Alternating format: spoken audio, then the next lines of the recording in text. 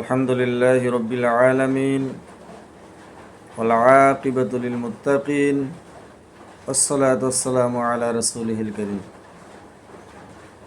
আল্লাহ রব্বুল আলামিন কোরআনের ভিতরে বলেছেন আউযু বিল্লাহি মিনাশ শাইতানির রাজীম বিসমিল্লাহির রহমানির রহিম إنما يعمر مساجد الله من آمن بالله واليوم الآخر صدق الله العظيم আল্লাহ রব্বুল আলামিন বলেন সেই সব লোকে মসজিদ সমূহ আবাদ রাখে যারা মহান আল্লাহ রব্বুল আলামিন তার উপর এবং আখিরাতের দিনের উপর বিশ্বাস স্থাপন করে।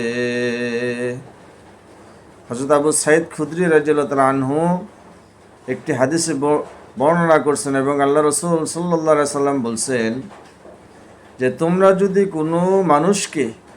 কোনো ব্যক্তিকে বেশি বেশি পরিমাণে মসজিদে আসতে দেখো এবং মসজিদে প্রবেশ করতে দেখো তবে তার ঈমানদার হওয়ার সাক্ষী প্রদান করবে।